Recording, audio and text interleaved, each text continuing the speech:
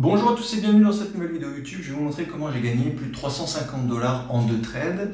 Je vais vous expliquer toute ma méthodologie sur les actions américaines, quels outils j'utilise, comment j'ai pu détecter les meilleures actions américaines parmi l'univers des 6000 actions américaines. Pour ça, je vais m'aider d'une tablette de dessin, vous faire des petits schémas pour que vous puissiez comprendre mes entrées, mes sorties, comment j'ai pyramidé et voilà le trade dans sa globalité. Avant de commencer, laissez un gros pouce bleu, ça fait toujours plaisir, un petit commentaire pour booster cette chaîne. Cette chaîne elle est toute nouvelle, on a décidé de faire une chaîne chacun avec Vincent pour pouvoir avoir des gens qui s'intéressent à notre spécialité, parce que des fois certains ne sont pas intéressés par les actions US, donc cette chaîne YouTube sera spécialisée uniquement sur les actions américaines.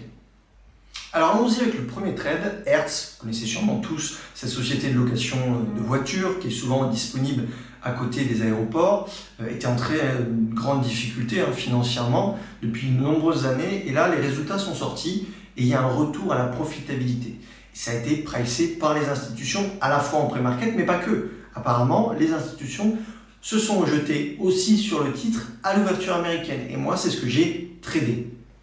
Donc quand l'actif arrive sur le screener, il faut imaginer qu'il est là, parce que je fais cette vidéo évidemment 2 jours plus tard, donc le screener a évolué, a vécu. On a Hertz qui se situe dans le top 5 du screener, avec une belle variation au niveau de la volatilité, des volumes, bref il y a 10 critères qui sont condensés dans ce screener, cet algorithme, pour trouver les meilleures actions américaines tous les jours. Donc ça sert à quoi? Parmi l'univers des 6000 actions américaines, comment trouver tous les jours les meilleures actions américaines? Eh bien, on utilise un screener, c'est un algorithme qui, selon des critères et des filtres, va nous permettre de détecter les meilleures opportunités tous les jours. Et donc, Hertz arrive mardi dans le top 5 du screener. Et donc, je regarde. Habituellement, je me dis, ok, il y a un gap en daily, sûrement des résultats, effectivement ça a été des résultats, retour à la profitabilité de la société, et apparemment les institutions elles n'ont pas tout pricé en pré-market, parce que ce qui arrive récemment, depuis de nombreuses années, c'est qu'il y a de plus en plus d'achats qui sont faits en pré-market, et quand on ouvre l'ouverture américaine, eh bien tout est déjà pricé, et il ne reste pas grand chose en termes de mouvement, et souvent ça fane, ça latéralise, on n'a plus d'avantages statistiques. Parfois, il reste encore du gaz, il reste encore du potentiel, et ça a été le cas sur Hertz. Malgré le gap, on a eu un mouvement intraday assez puissant. Donc, je fais un petit bilan du graphique journalier. On est en tendance baissière, on a une latéralisation, un petit range, on en sort avec un gap. Je me dis, ok, c'est pas trop mal, retour à la rentabilité, ça peut attirer les capitaux et elle arrive dans mon screener. Si elle arrive dans mon screener, c'est qu'il y a un déséquilibre. C'est pas juste que fondamentalement il y a une bonne nouvelle, c'est qu'il y a un déséquilibre d'un point de vue technique et je me mets à la surveiller, mais ce qu'il faut bien surveiller quand il y a un gap comme ça, c'est est-ce que c'est un achat ponctuel des institutions ou est-ce que c'est un achat régulier. Et donc là, mon focus, il change complètement de graphique. Je ne regarde plus le journalier, je vais regarder le graphique 5 minutes. J'ai créé sur le graphique 5 minutes un indicateur qui permet de surveiller l'activité des institutions et cet indicateur, il me dit si c'est un achat ponctuel ou si c'est un achat massif et continu de la part des institutions. Vous doutez, je préfère et je rentre uniquement dans le cas où les institutions achètent massivement et régulièrement et que ce n'est pas un achat ponctuel. Donc ni une ni deux, je saute sur mon graphique 5 minutes et je vais venir étudier cet indicateur. Cet indicateur, il ressemble à ça. Okay. C'est un indicateur coloré, mais pas que, vous avez une espèce de courbe ici. Vous avez une espèce de courbe ici. Cette courbe, c'est un ratio. Le ratio, il est historisé toutes les 5 minutes. C'est un indicateur intraday qui fonctionne uniquement sur le graphique 5 minutes et qui me dit, voilà, on commence à 0. Si on part dans le négatif, ça veut dire que les achats, eh bien, les institutions arrêtent d'acheter, se calment et il n'y a vraiment pas beaucoup de demandes. Par contre, si le ratio, il dépasse cette zone de 0, et qu'il est en croissance toutes les 5 minutes, ça montre que l'intérêt des institutions augmente et qu'elles sont en train d'accumuler des titres en portefeuille. Et nous, ce qu'on veut, c'est qu'il y ait beaucoup de demandes pour que ça absorbe l'offre qui est en face et que ça fasse monter le prix. Puisque je vous le rappelle, si le prix monte, c'est qu'il y a beaucoup de demandes et peu d'offres. Il y a un déséquilibre. Et donc moi, c'est ce que j'observe. Si mon ratio, qui est à 0 ici, part vers le haut, alors ça m'intéresse. Ça me fait signe et ça me montre que les institutions sont en train d'acheter régulièrement. Si ça descend, ça veut dire que c'était un achat ponctuel et il faut s'abstenir parce qu'en général, les probabilités font qu'il n'y a pas forcément beaucoup d'avantages statistiques à trader ça. Donc, à 5 minutes, au bout de 5 minutes, on est à 0.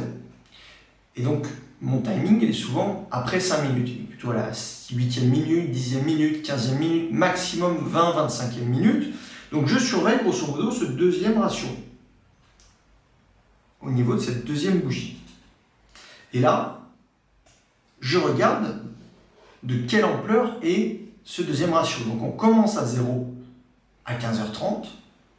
À 15h35, on est déjà à 25%. Ça veut dire que ce chiffre de 25%, il me montre que l'activité des institutions, la demande des institutions a augmenté de 25%. J'attends quelques minutes de plus, 5 minutes de plus, à 15h45, et là, le ratio, il est à combien? Regardez en bas, il est à 54%. Quand je vois des ratios aussi élevés, je prends position. Donc j'achète une première position de 255 actions à 6,12 $. Je mets mon stop loss au plus bas de la journée et je risque 125 $. Ok? Le marché va dans mon sens. J'ai trouvé potentiellement le bon cheval de course. Donc, je me dis que je ne vais pas garder ma mise de départ, ça serait bête. Si j'ai raison, il faut que j'augmente ma mise pour gagner plus. Donc, je rachète 100 actions plus haut à 6,22 $.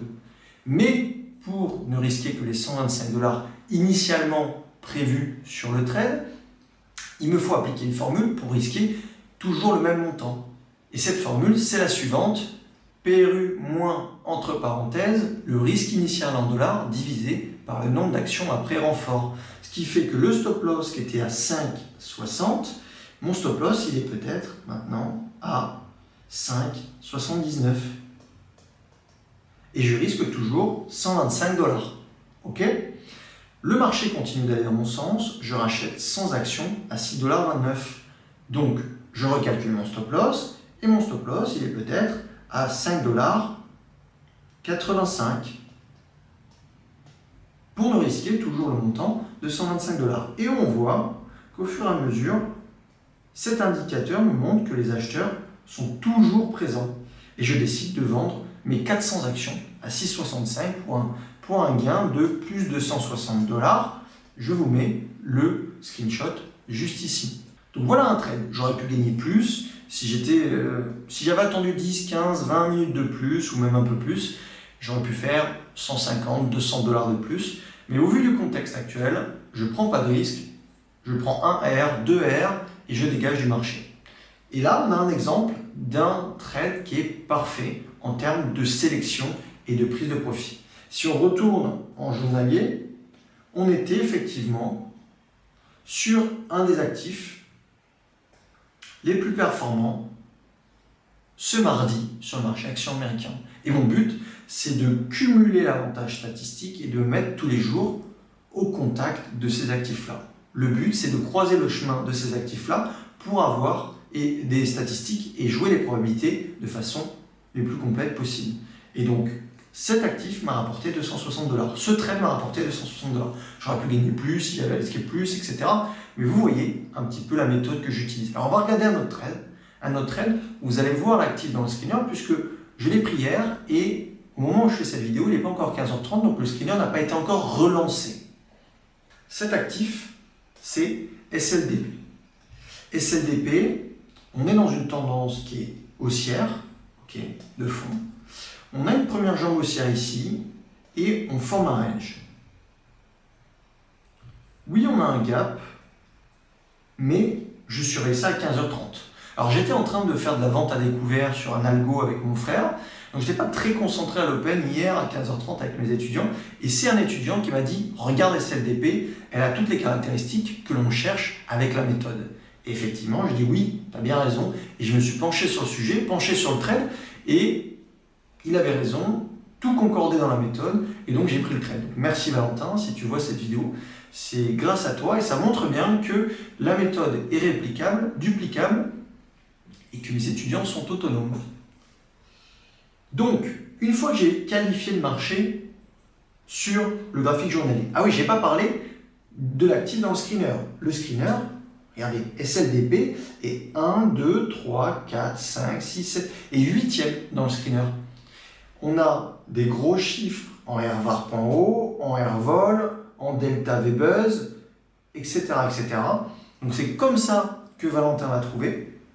Vous avez l'actif qui est dans le screener, dans le top 5, et derrière, une fois qu'on a étudié le screener, le top 10, le top 15, et qu'on a un actif qui nous plaît, notamment SLDP, on passe sur le graphique journalier pour qualifier le marché, où est-ce qu'on se situe, qu'est-ce qu'a fait le marché, est-ce qu'on est dans un range, dans une tendance haussière, baissière, tout ça va jouer dans les probabilités de prendre notre trade ou pas, et derrière, on passe sur le graphique 5 minutes pour, encore une fois, surveiller l'activité des institutions.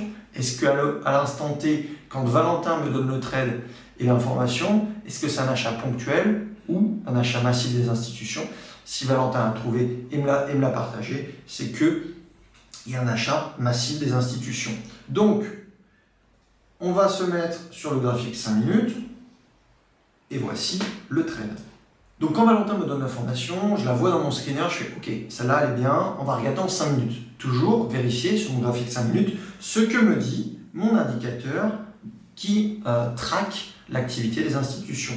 On commence à 15h30 à 0. OK, je vous mets la souris dessus pour que vous puissiez voir. On est bien à 0. Maintenant, la course est lancée. Est-ce qu'on va partir par le haut ou par le bas? Si on part par le bas, je m'en occupe pas, c'est pas un trade qui m'intéresse. Les institutions diminuent leur activité et leur achat. Je veux pas être dedans. Moi, je veux être sur les meilleurs chevaux de course, là où les institutions se battent pour les titres, me glisser dans le flux et profiter d'une jolie performance. Si ça monte, du coup, je profite du trade. À 15h40, j'ai l'information que l'actif a 45% de delta. Donc ça veut dire que l'augmentation de l'activité institutionnelle et donc de la demande a augmenté de 45% par rapport aux 5 dernières minutes. Et là, je comprends pourquoi Valentin m'a dit surveille SLDP et je prends position. Je prends position du coup à 6,96 pour 150 actions et ça va dans mon sens. Qu'est-ce qu'on fait quand ça va dans notre sens? On pyramide pour augmenter notre mise de départ. Je rachète 100 actions à 7,11 $ et regardez, hop, hop, regardez les deltas ici. On était à plus de 50% au bout de 10 minutes, on était à 45, pardon. 5 minutes plus tard, on est à 75 et 5 minutes plus tard, on est à 122. Je continue de pyramider ici et je rachète 100 actions. Et là, on voit bien qu'on a un delta sur cet indicateur qui est juste massif. Ça montre que les institutions se jettent sur le titre. Et je décide de vendre mes 350 actions à 7,96 pour un trade de plus de 150 $. Honnêtement, j'étais sur le meilleur cheval de course et je l'ai plaqué au milieu du chemin, au milieu de la course. J'aurais dû la tenir. J'aurais dû sortir par là ou par là et j'aurais pris 300, 400 $. C'est le jeu. Voilà, au vu du contexte, je ne veux pas faire le fou en ce moment, mais j'étais sur le meilleur actif de la journée. Encore une fois, vendredi, j'étais sur le meilleur actif de la journée. Lundi aussi, mardi aussi, mercredi aussi. Est-ce qu'aujourd'hui, je serai sur le meilleur actif de la semaine ou pas? Ça dépendra du marché et je me trompe quand même régulièrement. Mais quand je me trompe, je coupe très rapidement, quand le delta n'est pas bon. Et quand j'ai raison, je vais venir pyramider, ce qui fait que j'ai un gain moyen qui est supérieur à ma perte moyenne. Et c'est comme ça que j'arrive à avoir une asymétrie et de la profitabilité sur ma méthodologie. Et c'est pour ça, entre autres, qu'en 2025, je suis à plus de 77% de performance. Et j'espère approcher avant la fermeture, ou en tout cas la fermeture de l'année 2025, approcher les 100% de performance. Regardez ça, moi quand je vois ça, et Valentin l'a très bien compris, quand je vois ça, quand je vois que ça monte, ça m'excite. Parce que je sais que j'ai de l'argent à faire. Je sais qu'il y a des institutions qui achètent massivement. Ça peut faner derrière, c'est le risque. On n'a jamais une méthode qui fonctionne à 100%, et c'est pas vrai. J'ai 50% de taux de réussite en intraday. Donc je perds. Mais quand j'ai ça, je me dis que j'ai des probabilités qui sont avec moi, que je vais gagner potentiellement un beau trade et je vais pouvoir pyramider. Là, on a un mouvement qui est juste fou, quoi. On part de 6,24 et on finit la journée proche des 9. Pas beaucoup d'opportunités comme ça dans une journée. Et j'ai réussi à trouver l'actif. Alors grâce à Valentin, mais tous les jours, je trouve les actifs grâce à mon screener et grâce à cet indicateur qui permet de surveiller les institutions. Donc c'est comme ça que moi j'arrive à performer. Et si on retourne sur le graphique journalier, eh bien, on voit que j'ai tradé cette journée-là, cette grosse journée-là. Mais je ne l'ai pas tradé une fois qu'on était là-haut. Je l'ai tradé une fois qu'on était ici, qu'on était ici, qu'on était ici. Ça fait toute la nuance. Parce que les mecs qui te disent oui, je suis rentré sur un SLDP, ils sont rentrés par là ou par là, ça n'a aucun intérêt, il n'y a pas d'avantage statistique. Moi, je la vois à 15h35, 15h40, 15h45, 15h50 pour les plus tardives. Et derrière, je surfe sur le mouvement intraday. À me dire que SLDP est de l'activité aujourd'hui, je m'en tape en fait. Ça s'est passé. Alors, on ne fait pas la météo de la veille. Moi, ce que je fais, c'est que je rentre au début. Pas au début, mais dans le premier tiers, disons. Ici, ici. Et mon but, c'est de travailler ces journées-là. Ok ? Grâce à cet indicateur et grâce à mon screener. Donc, étape 1, on scanne le marché, on repère le top 15. Étape 2, on va quantifier en daily. Étape 3, on va vérifier si c'est des achats continus de la part des institutions. Si ces 3 étapes sont rentrées, achat. Voilà. Je vous souhaite une très belle journée à tous. Salut.